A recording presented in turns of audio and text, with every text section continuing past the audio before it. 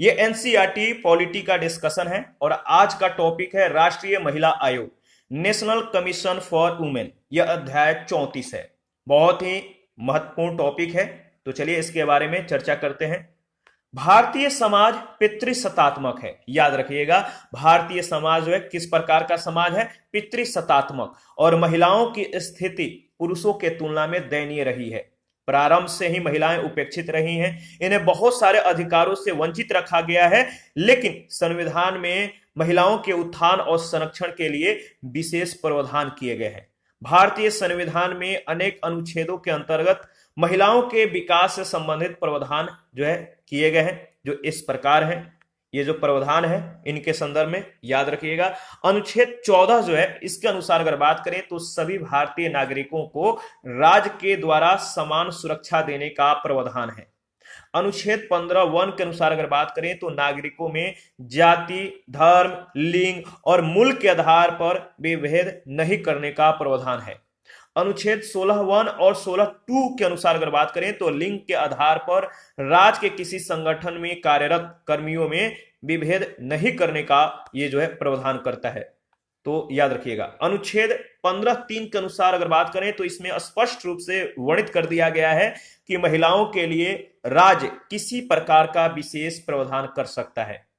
अनुच्छेद 39(e) के अनुसार अगर बात करें तो राज्य अपने सभी कर्मियों मतलब पुरुष और महिला, इन दोनों के लिए स्वास्थ्य के रक्षा के लिए प्रावधान करेगा और साथ ही इस बात का भी ध्यान रखेगा कि आर्थिक कारणों से महिलाओं का किसी भी प्रकार का जो है शोषण न हो। अनुच्छेद 51(a)(e) के अनुसार अगर बात करें तो प्रत्येक नागरिक का कर्तव्य है कि वे ऐसे किसी भी परंपरा का अनुपालन नहीं करेंगे जो महिलाओं की गरिमा के विरुद्ध है।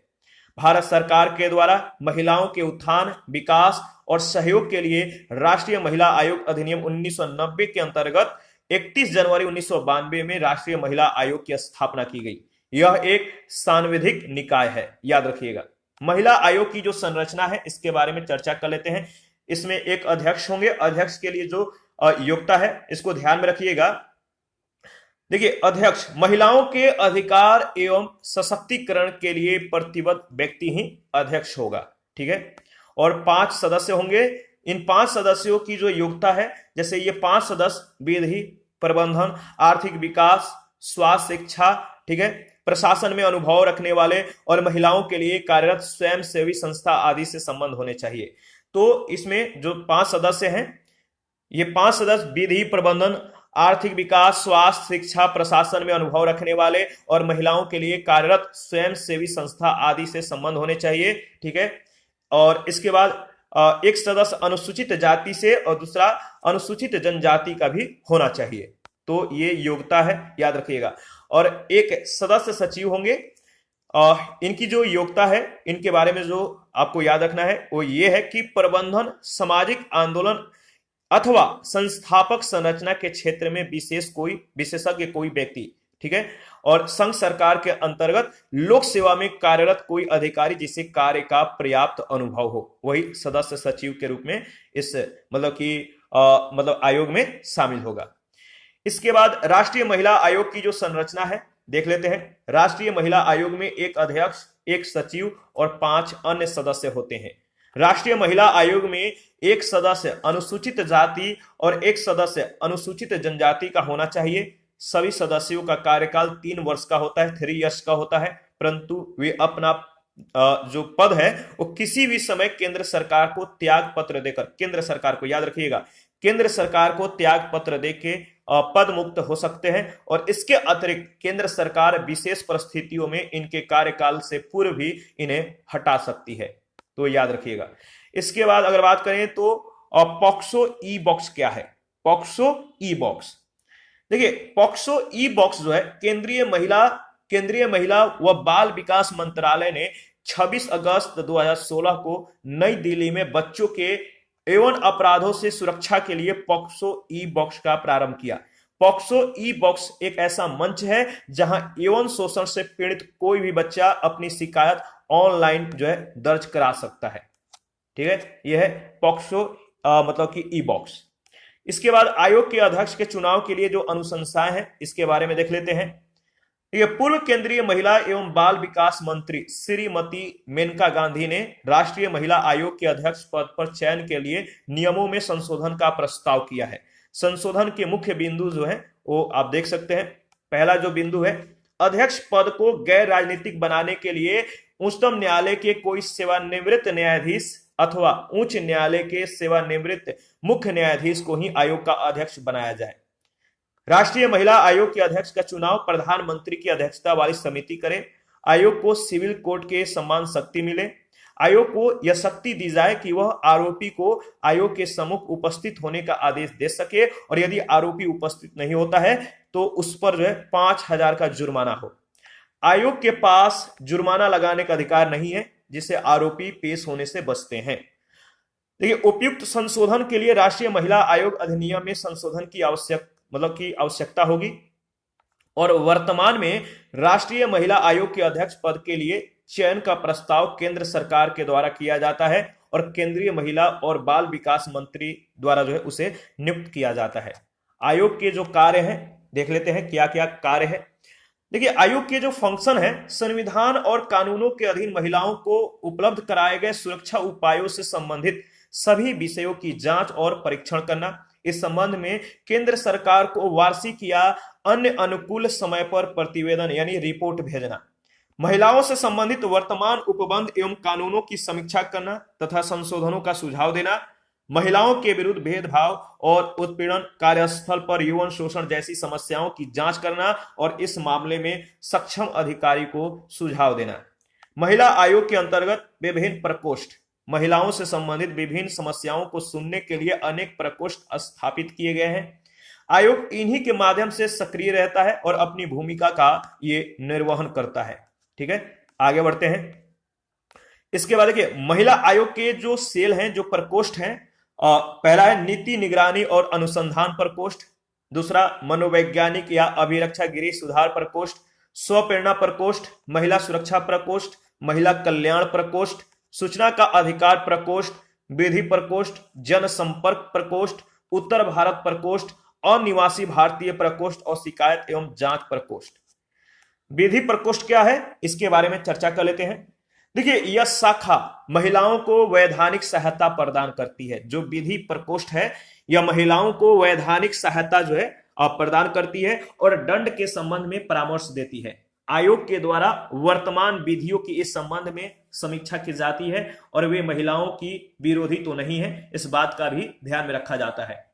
महिलाओं के उत्थान के लिए नए प्रकार के विधि निर्माण का परामर्श भी दिया जाता है। महिला आयोग के सुझाव पर ही भारत में घरेलू हिंसा निवारक अधिनियम 2005 का निर्माण किया गया।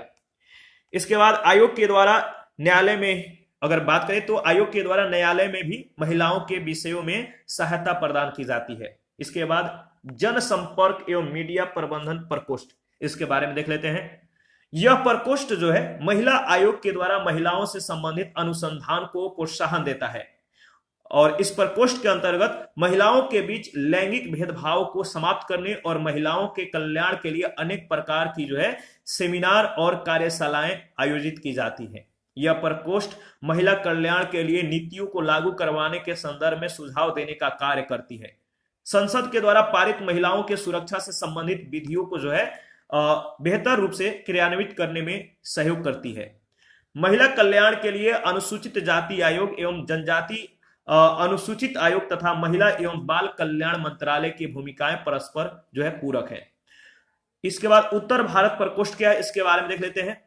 आयोग ने संपूर्ण देश में अगर बात करें तो आयोग ने संपूर्ण देश में उत्तर भारतीय राज्यों के महिलाओं को होने वाली समस्याओं के निदान के लिए उत्तर भारत प्रकोष्ठ की स्थापना की है। यह उत्तर भारत के राज्यों से प्राप्त शिकायतों के संबंध में कार्य करता है। यह उत्तर भारत के महिलाओं से संबंधित मामलों में स्वतः संज्ञान के आधार पर कार्यवाही करता है। यह शोध अध्ययनों, सेमिनारों, कानूनों के संबंध में जागरूकता कार्यक्रम जो है आयोजित करता है। इसके बाद अनिवासी भारतीय प्रकोष्ठ 2008 से देखिए अगर बात करें तो जो अनिवासी भारतीय प्रकोष्ठ है 2008 से राष्ट्रीय महिला आयोग को अनिवासी भारतीयों के साथ विवाह संबंधी विवादों के संबंध में समुद्र पारीय भारतीयों के साथ नोडल एजेंसी जो है बना दिया गया है। एनआरआई प्रकोष्ठ इन्हीं विषयों से संबंधित विवादों पर जो है कार्य करता है। शिकायत एवं जांच प्रकोष्ठ, इसके बारे में देख लेते हैं। महिलाओं के विरुद्ध घरेलू हिंसा, उत्पीड़न, दहेज प्रताड़न और उनको अकेला छोड़ देना, बलात्कार, उनकी प्रथम सूचना रिपोर्ट यानी एफआईआर दर्ज न करना, अमानवीय व्यवहार, कार्यस्थल पर यौन उत्पीड़न जैसे मामलों की शिकायत जो है आयोग में की जा सकती है। महिलाओं के द्वारा दर्ज कराई गई शिकायतों को शिकायत प्रकोष्ठ के द्वारा सुना जाता है। महिला आयोग की परामर्शकारी भूमिका, महिला आयोग की जो परामर्शकारी भूमिका है इसके बारे में अगर बात करें तो वैधानिक भूमिका के अंतर्गत महिला आयोग के द्वारा निम्नलिखित कार्यों पर बल दिया जाता है। महिला से संबंधित किसी विधि में संशोधन का सुझाव देना, जैसे कि हिंदू विवाह अधिनियम 1955 और दहेज निवारण अधिनियम 1961 में संशोधन की मांग, नए विधेयकों को प्रस्तावित करना, जैसे वर्ष 2005 में महिला आयोग के प्रस्ताव पर घरेलू हिंसा निवारक विधेयक पारित किया गया। महिला आयोग के द्वारा पीड़ित महिलाओं को न्यायपालिका के मामलों में भी सहायता प्रदान की जाती है। राष्ट्रीय महिला आयोग की जो शक्तियां हैं इसके बारे में चर्चा कर लेते हैं। देखिए, यह आयोग सिविल न्यायालय की समस्त शक्तियां धारण करता है। यह महिलाओं से संबंधित मामलों की जांच कर सकता है। केंद्र व राज्यों के विभिन्न विभागों से प्रतिवेदन रिपोर्ट मांग सकता है तथा किसी भी व्यक्ति को या अधिकारी को समन भी जारी कर सकता है। आयोग को शक्तिशाली बनाने के जो सुझाव हैं इसके बारे में देख लेते हैं। आयोग ने अनुशंसा की है कि महिला आयोग के अध्यक्ष को संघ सरकार के कैबिनेट मंत्री का दर्जा दिया जाना चाहिए। आयोग के द्वारा अपने सदस्यों की नियुक्ति स्वयं करनी चाहिए। आयोग को संघ सरकार और राज्य सरकारों के द्वारा अपना अलग बजट दिया जाना चाहिए। चाइल्ड हेल्पलाइन सेवाएं, इसके बारे में देख लेते हैं। संकट में फंसे बच्चों के मदद के लिए 1098 नंबर को जो है आप याद रखिएगा, 1098 को डायल करके आप जो है 24 घंटों की निःशुल्क मतलब कि जो मदद के लिए जो मतलब कि नंबर है वह है 1098। इस नंबर को 24 घंटों की निःशुल्क फोन सेवा जो है उपलब्ध कराई गई है। इस नंबर को एक्टिव रखा गया है 24 घंटों के लिए, मतलब आप 24 घंटे 7x24 आवर्स जो है आप इस पर जो है कॉल करके सहायता ले सकते हैं। तो ये संकट में फंसे बच्चों के मदद के लिए ये चाइल्ड हेल्पलाइन सेवाएं हैं 10, ठीक है, 98, याद रखिएगा। इसके बाद अगर बात करें तो देखिए राष्ट्रीय महिला आयोग की जो सीमाएं हैं वो क्या क्या है देख लेते हैं। राष्ट्रीय महिला आयोग की जो सीमाएं हैं, महिला आयोग की भूमिका केवल सलाहकारी प्रकृति की है और इसीलिए इनके अनुशंसाएं संघ और राज्य सरकारों के लिए बाध्यकारी नहीं है। आयोग के द्वारा अपने सदस्यों का चयन जो है चूज करने का जो है स्वयं मतलब कि कह सकते हैं स्वयं ये लोग चयन नहीं कर सकते हैं, बल्कि इनकी नियुक्ति संघ सरकार के द्वारा की जाती है। तो महिला आयोग की भूमिका केवल सलाहकारी प्रकृति की है और इसकी अनुशंसाएं संघ और राज्य सरकारों के लिए बाध्यकारी नहीं है।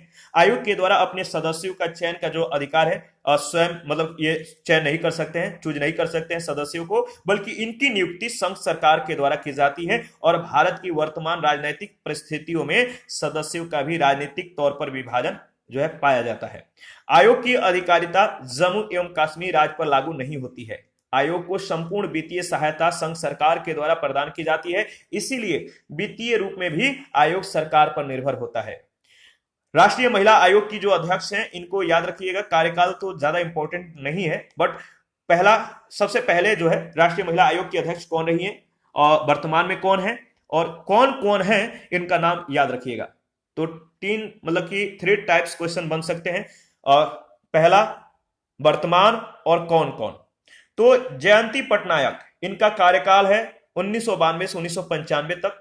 इसके बाद वी मोहिनी गिरी, इसके बाद विभा पारसारथी, इसके बाद चौथा महिला आयोग के जो अध्यक्ष थी पूर्णिमा आडवाणी, इसके बाद गिरिजा व्यास 2 बार रही, याद रखिएगा, ममता शर्मा, ललिता कुमार मंगलम और रेखा शर्मा।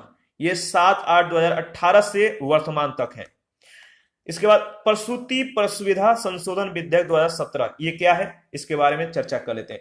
प्रसूति प्रसुविधा संशोधन विधेयक 2017, राष्ट्रपति के द्वारा 27 मार्च 2017 को प्रसूति प्रसुविधा संशोधन विधेयक 2017 को मंजूरी प्रदान की गई। मातृत्व जो अवकाश है, याद रखिएगा, मातृत्व अवकाश की अधिकतम अवधि 12 सप्ताह से बढ़ाकर 26 सप्ताह कर दिए गए हैं, ठीक है। और प्रथम 2 बच्चों के लिए 26 सप्ताह और 2 से अधिक के स्थिति में 12 सप्ताह का मातृत्व अवकाश प्राप्त होगा। बच्चे गोद लेने वाले महिलाओं को जो है 12 सप्ताह का अवकाश प्रदान होगा, याद रखिएगा। तो 26 सप्ताह 2 बच्चों तक, 2 से अधिक बच्चों के मतलब 2 से अधिक जिन महिलाओं के बच्चे हैं उनको जो मतलब तीसरे बच्चों के लिए जो अवकाश चाहिए वो मात्र मतलब कि 26 की जगह पर 12 सप्ताह का अवकाश प्राप्त होगा। और जो महिलाएं मतलब कि गोद लेंगी बच्चों को, उनको भी 12 सप्ताह का अवकाश दिया जाएगा। और 50 से अधिक महिला कर्मचारियों वाले प्रतिष्ठानों में शिशु गृह की सुविधा अनिवार्य कर दी गई है, जहां मतलब कि मां बच्चे के पास मतलब कि कार्य समय के दौरान अगर बात करें तो अपने बच्चे के पास 4 बार जा सकती हैं, 4 बार जाने की अनुमति होगी। और इस अधिनियम के प्रावधान सरकारी व संगठित निजी क्षेत्रों पर भी लागू होंगे। इसके बाद लक्ष्य कार्यक्रम क्या है, इसके बारे में चर्चा कर लेते हैं। लक्ष्य इंपॉर्टेंट है। देखिए 2018 में केंद्रीय स्वास्थ्य एवं परिवार कल्याण मंत्रालय के द्वारा लक्ष्य कार्यक्रम जो है प्रारंभ किया गया। लक्ष्य कार्यक्रम का जो उद्देश्य है इसको याद रखिएगा। लक्ष्य कार्यक्रम का जो मेन उद्देश्य है प्रसूति गृह एवं प्रसूति शल्य चिकित्सा कक्ष में गर्भवती महिला की देखभाल की गुणवत्ता में सुधार करना, साथ ही 18 माह के भीतर ठोस परिणाम प्राप्त करने के लिए इसे तेजी से कार्यान्वित करना है। इस कार्यक्रम से प्रसूति गृह, प्रसूति शल्य चिकित्सा कक्ष और प्रसूति संबंधी गहन देखभाल इकाइयों और उच्च निर्भरता इकाइयों में गर्भवती महिलाओं की देखभाल में सुधार होगा। सी बॉक्स ऑनलाइन शिकायत प्रबंधन प्रणाली क्या है, इसके बारे में चर्चा कर लेते हैं। सी बॉक्स ऑनलाइन शिकायत प्रबंधन प्रणाली देखिए 2017 को केंद्रीय महिला और बाल विकास मंत्रालय के द्वारा, किसके द्वारा, केंद्रीय महिला और बाल विकास मंत्रालय के द्वारा 2017 को सरकारी और निजी संगठनों में कार्यरत महिलाओं के साथ कार्यस्थल पर यौन उत्पीड़न के शिकायत दर्ज कराने के लिए सी बॉक्स ऑनलाइन शिकायत प्रबंधन प्रणाली को जो है नई दिल्ली में शुभारंभ किया गया। यह प्रणाली कार्यस्थल पर महिला यौन उत्पीड़न रोकथाम, निषेध और निवारण अधिनियम 2013 का प्रभावी जो है कार्यान्वयन सुनिश्चित करने के लिए प्रारंभ की गई है। इसके बाद महिला बायोटेक इंक्यूबेटर, ये क्या है? महिला बायोटेक इंक्यूबेटर 16 अक्टूबर 2017 को विज्ञान एवं प्रौद्योगिकी के द्वारा चेन्नई में आयोजित IISF 2017 के दौरान, याद रखिए IISF 2017 के दौरान स्वर्ण जयंती महिला बायोटेक पार्क में महिला बायोटेक इंक्यूबेटर का जो है उद्घाटन किया गया। बायोटेक पार्क केंद्र और राज्य सरकार की साझेदारी का एक अच्छा उदाहरण है। राज्य सरकार के सहयोग से बायोटेक पार्क में स्टार्टअप इंडिया तथा मेक इन इंडिया के अंतर्गत महत्वपूर्ण गतिविधियां संचालित की जाएंगी। इसके बाद महिला प्रौद्योगिकी पार्क क्या है? महिला प्रौद्योगिकी पार्क देखिए वारांगल में सरकारी एजेंसियों की सहायता से ASR इंजीनियरिंग कॉलेज के द्वारा स्थापित अपनी प्रकार का जो है पहला महिला प्रौद्योगिकी पार्क ग्रामीण गरीब महिलाओं को आत्मनिर्भर बनाने के दिशा में एक बहुत बड़ा जो है पहल है, एक बहुत बड़ा या बहुत अच्छा कदम है, इसको याद रखिएगा। इसके बाद अगर बात करें तो देखिए महिला प्रौद्योगिकी पार्क का उद्देश्य जो है इस क्षेत्र में महिलाओं को सशक्त बनाना और ग्रामीण प्रौद्योगिकियों के संपूर्ण और एकीकृत विकास के साथ आर्थिक रूप से आत्मनिर्भर करना है। राष्ट्रीय महिला नीति 2016, इसके बारे में चर्चा करेंगे। राष्ट्रीय महिला नीति 2016, इसमें क्या क्या प्रावधान है? तो केंद्रीय महिला एवं बाल विकास मंत्रालय के द्वारा 17 मई 2016 को टिप्पणियों और परामर्श के लिए राष्ट्रीय महिला नीति 2016 का प्रारूप यानी ड्राफ्ट प्रस्तुत किया गया। इस राष्ट्रीय महिला नीति का जो उद्देश्य है, इस नीति का जो उद्देश्य है ऐसे अनुकूल सामाजिक, सांस्कृतिक, आर्थिक और राजनीतिक वातावरण का निर्माण करना जिसमें महिलाएं सैद्धांतिक और व्यवहारिक दोनों संदर्भों में अपने मौलिक अधिकारों को प्राप्त कर सकें। समग्र विकास प्रक्रियाओं, कार्यक्रमों और परियोजनाओं तथा क्रियाकलापों में महिलाओं को मुख्य धारा में शामिल करना। महिलाओं के उचित, वहनीय और गुणवत्तापूर्ण स्वास्थ्य देखभाल की उपलब्धता को सुनिश्चित करना।